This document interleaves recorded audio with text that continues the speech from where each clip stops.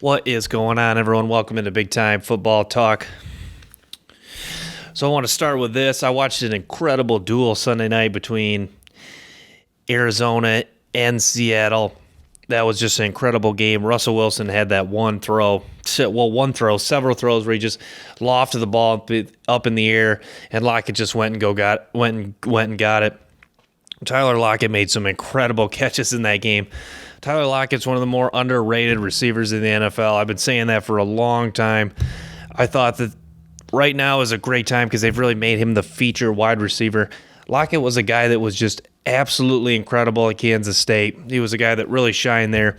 And if you look at Kansas State's program, they don't really produce a lot of NFL players. So Tyler Lockett, his success in the NFL, without question, has been phenomenal. And Russell Wilson, he's become one of his favorite targets. That sky throw where he came down with it in the back of the end zone was awesome.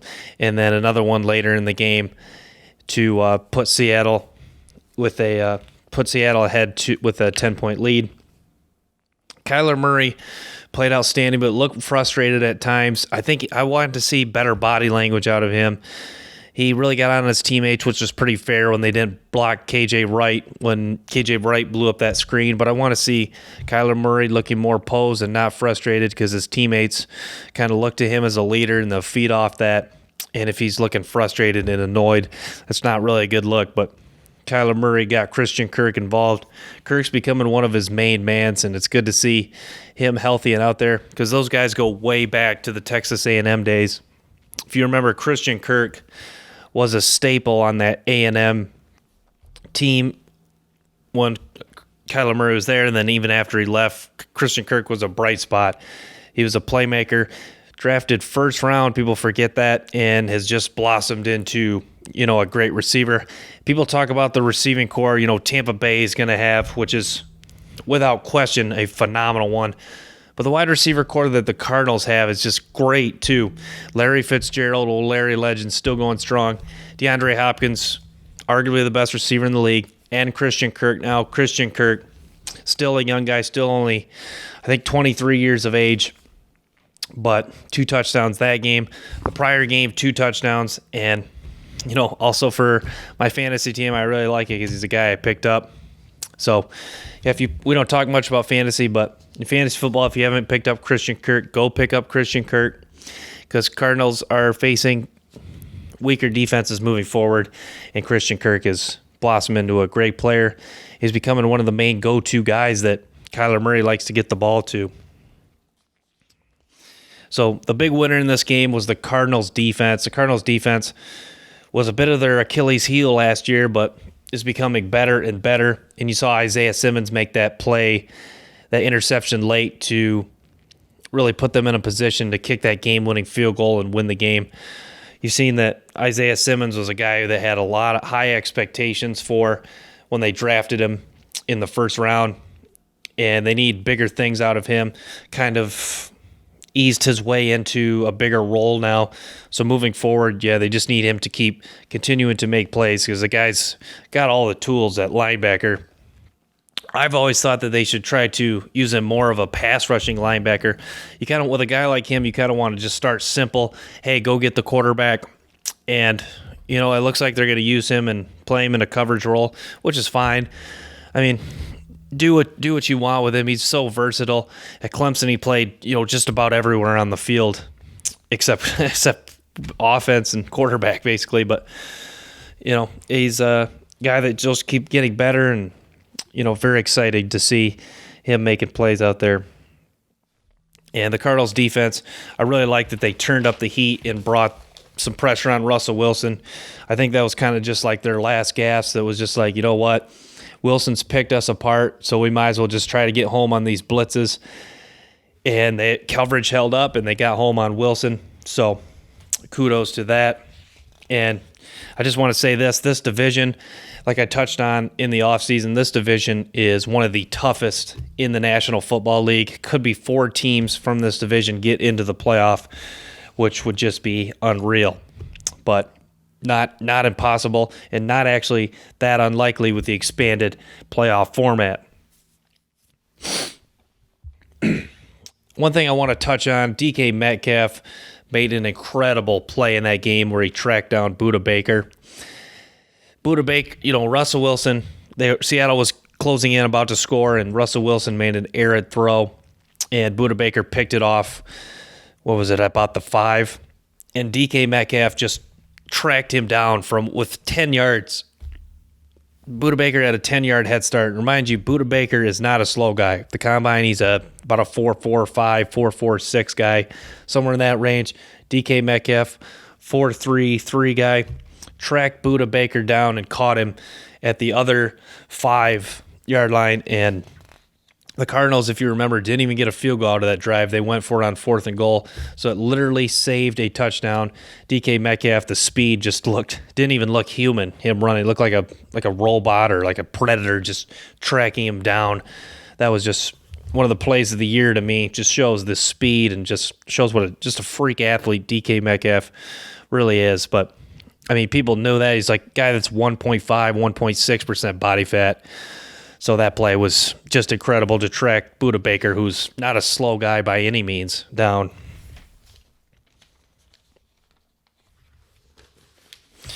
And that really shows that the Cardinals how important that was. The Cardinals really would have won it in regulation. I know you always have to accommodate for what you need in the game. So maybe, Seattle wouldn't have pushed as hard to try to win there because they were down 10. They obviously had the sense of urgency they needed to score twice, but looking back on it, it really could have showed that the Cardinals could have had a final drive that would likely have won it instead of tied it. So the field goal anyways at the end of regulation, winning the game. But I want to touch on the 49ers versus New England. A lot of people really question the 49ers after this loss to the Dolphins a couple weeks ago, which is fair, but looking back at it now, the Dolphins really aren't a bad football team at all.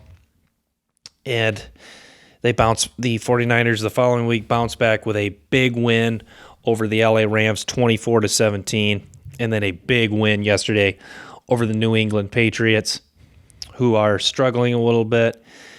And I know that this is one of those things where everyone will talk about New England, blah, blah, blah, what's wrong with the Patriots, Bill Belichick needed Tom Brady to win some games. But you know what? Let's keep giving credit where credit is due. I've been saying this. I said this on air a few weeks ago. Kyle Shanahan deserves so much credit. Look at the injuries, not just injuries, because everyone deals with injuries, key injuries. Nick Bosa was such a crucial piece to that defense last year. And now, with him out, this team is really having other guys step up and not playing as productively on the defensive side, but doing very well. Kerry Hyder, a guy that the Lions kind of just basically moved off from, had some injuries too, has played well. Javon Kinlaw, the rookies, showed some flashes. And, Fred Warner, one of the best linebackers in all of football. I love watching Fred Warner. He's a guy that's just become a beast just all over the field. And Jason Farrett revived his career from an injury-ridden, looked like a surefire Pro Bowl Hall of Fame career, revived it, and is back making plays, had that incredible interception on Sunday Night Football. But, Bosa, Sherman out. This team is so well coached and playing hungry. It seems like, they remind me kind of New England, not as much this year because New England's struggling, but just one of those teams that just creates an atmosphere for competitiveness, kind of like, Alabama football now, Georgia football now, where it just seems like guys are so hungry to play because you've created such a competitive atmosphere in practice that when you get on the field, guys are just fighting for their chance to get out there and perform, and that's what the 49ers have done. And it's awesome to see, and it's fun to watch. And it's fun to see some guys like Jeff Wilson, who weren't really the big names in college. You watch them play, and you find out more about them, why they weren't recruited as highly, and kind of what their story is and their work ethic to get there and fight for, that big opportunity to play in the National Football League, kind of like the last shot or the long shot, if you will. But very fun to see. And, Brandon Ayuk, the rookie, too, making some big plays. Ayuk, they love to get him the ball on those end arounds. He's very explosive. He can jump very high. If you saw that touchdown a week ago on Sunday Night Football where he got up in the air and scored over the guy. Brandon Ayuk is just a very athletic guy and just shows that John Lynch is drafting. He's a guy that you really trust when it comes to drafting, and then those two guys just shows how awesome that is.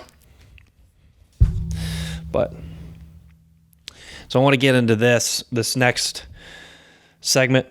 I've said this for a long time, and most will agree, finding elite quarterback in the NFL is very hard, and some don't always come in the first round. If you look at Russell Wilson, he was a third rounder.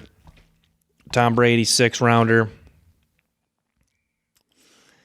And who else? You could go down the list. Not always a lot of guys were drafted super high first round. You see that, you could. There is exceptions. Mahomes, Deshaun Watson, first rounders. But there's guys like Trubisky, who was a first-round flop. Matt Barkley, first-round flop. Robert Griffin, injury-ridden, didn't really work out. Carson Wentz, on the road to being, labeled as a bust. And even Jared Goff, his career started off early looking like he was going to be a bust. But those guys really turned it around. But a lot of those guys really aren't elite. If you look at, there's only a handful of really elite quarterbacks in the NFL, and I think the Cincinnati Bengals with the first overall pick in this last draft found that in Joe Burrow. Joe Burrow has just really played so well on a team that's really lacking for talent. Actually just announced today that they traded Carlos Dunlap to Seattle, a guy that was, not a superstar but a solid player, and their offensive line is just very reeling. So when I look in this upcoming draft, they really need to lock in and think about who they're going to take. The perfect pairing would be Penei Sewell from Oregon, Samuel Cosmi from Texas, even Jalen Mayfield from Michigan. There's a lot of great offensive tackles here.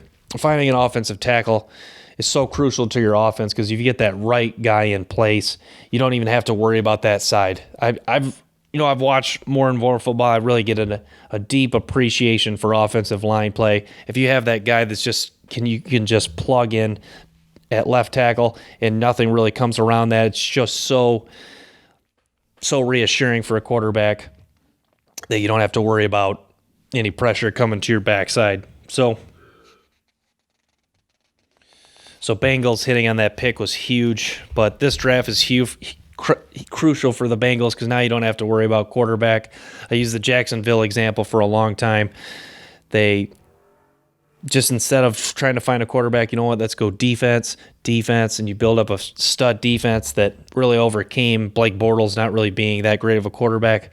Also, Cleveland finally kind of gave up a little bit on the quarterback thing. They did take Mayfield, but they took Myles Garrett, Jabril Peppers. Peppers no longer there, but point being is they took some studs on defense and kind of Denzel Ward, another one, and kind of really got that defense some star power. And, a great defense nowadays, you see whether it's college or NFL, can't really overcome a poor offense like it used to in the olden days. But, having a great defense still, they can stop the run and shut down the pass is still so crucial, obviously. But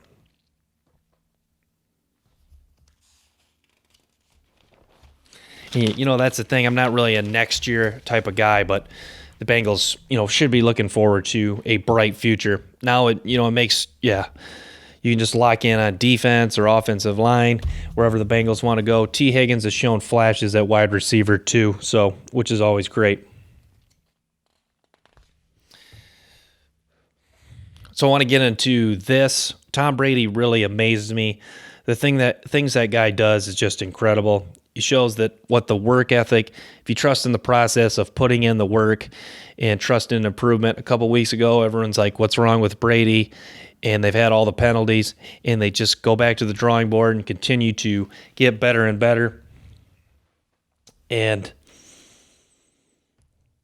he's really worked on that connection with Gronk. It's starting to shine like it did in New England. Gronk is becoming more involved in the passing game and not just a blocker. And this is a very dangerous wide receiver core, especially now with Antonio Brown coming in. I think this is one of the more dangerous wide receiver cores ever assembled if Antonio Brown stays on the field. Because you look at Antonio Brown, legitimate wide receiver one, Mike Evans, Godwin, not just great pass catchers, but physical, tough guys that can go up and get it. Chris Godwin really is a lot more physical wide receiver than you think. He is very tough to get pass breakups on because he's got a pretty thick frame, not a small guy by any means. And Devin White is becoming a monster. He is so friggin' fast. You saw that play where he just laid out Derek Carr on the sidelines, and this Tampa Bay team is getting dangerous. They just keep improving week by week, like teams surrounded by a good quarterback do. They elevate players around them, push the players to get better every week, and you see this young Tampa Bay defense, growing up right before your eyes. So it's really incredible and a great thing to see what's going on in Tampa. And it's a team that you just want to watch and keep an eye on moving forward. So I want to talk about this next. So the Kansas City Chiefs the New York Jets released Le'Veon Bell. He was picked up by the Kansas City Chiefs. And I think for a lot of guys who are self-motivated, they sometimes need external factors to keep them motivated. For the case being, Clyde Edwards-Helaire came into Kansas City this year with not a lot of competition behind him at running back. I think this kind of got him to relax a little bit. I think he still works hard and plays hard, but sometimes guys need to be pushed no matter how motivated they are, how talented they are. If you have some pressure behind you, I think Le'Veon Bell has been a great thing for Clyde Edwards-Helaire. You've seen the last two games, him really running tougher. Looks like he's competing harder now that Le'Veon Bell's there. Really wants to shine and keep improving his game, and it's really going to be pushed because the Chiefs are going to want to push to play Le'Veon Bell.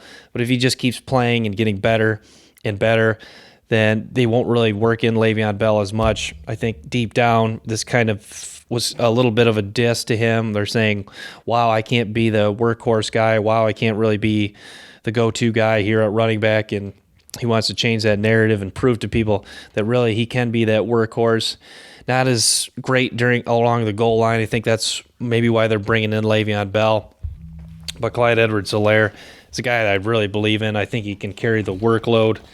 And he's definitely a guy that won't come out and say this out loud. But, deep down, I think that kind of bothered him a little bit. And it's good to see some external factor that he's taken personally. And I think this will just help him play better. I think it'll help the Chiefs. And it's good for Le'Veon Bell, too. He gets a chance to kind of keep his career revived that was, somewhat dying, where a lot of players, running backs, go to die is the New York Jets. But last week, just 46 yards on 8 carries, but still 5.8 yards per carry, and he also found the end zone. And he still had a catch for 17 yards, but he just looked a lot more hungry right now, and I think Le'Veon Bell coming over is part of it. So some may disagree. Some thinks that Edwards-Helaire was already motivated enough, which is fine. That's their opinion. But my opinion is I think this is pushing him a little bit to want to succeed more. So that's my take on that. So there's in life, I guess I could go. I'm trying to decide which way I want to go with this. But anyway, so if you're taking, I think about just my evaluation of Justin Herbert kind of reminded me of when you're taking a test and you really want to just try to get every answer right. Obviously, you want to get the highest score possible on an exam, whether it was college, high school.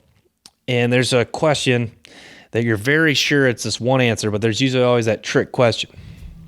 And you tend to overthink it, and you go with the kind of the tricky answer, and you end up getting that question wrong. You look back on it, and you're like, man, I knew that question. I knew it was A, and I went with B. That's how I feel about Justin Herbert. I had an initial feeling that Justin Herbert was, I said it from the start that he was the best player in this draft. That was my initial feeling. He was answer A on the test for me.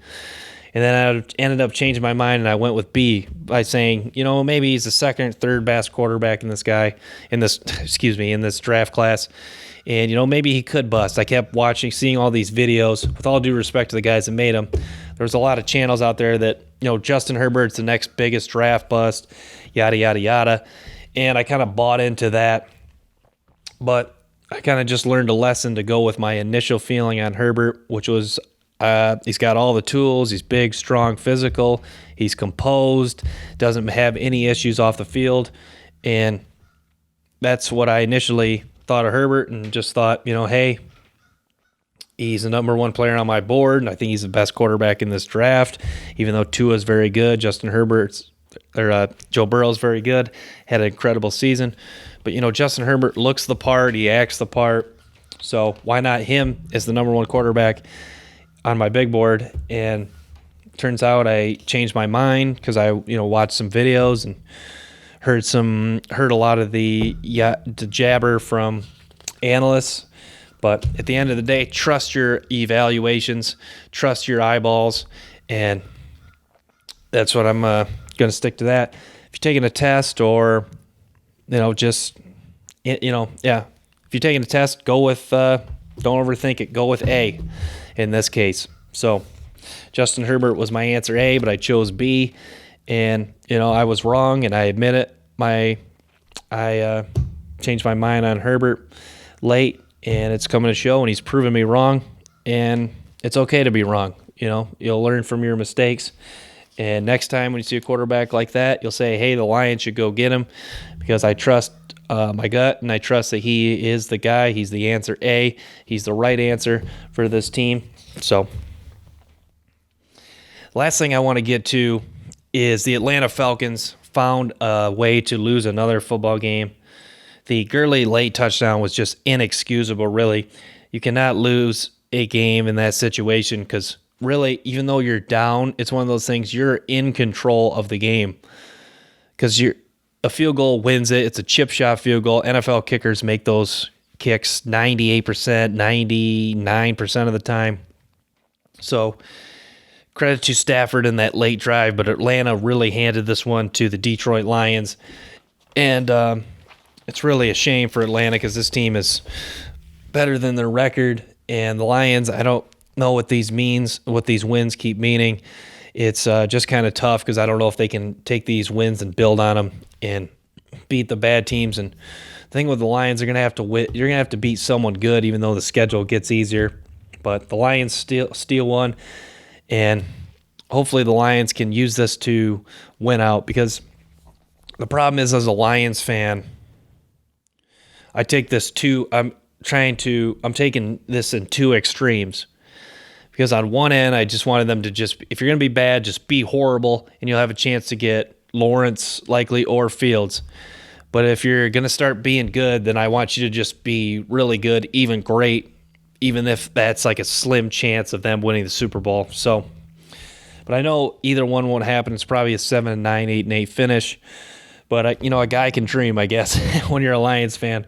So that's my take on that.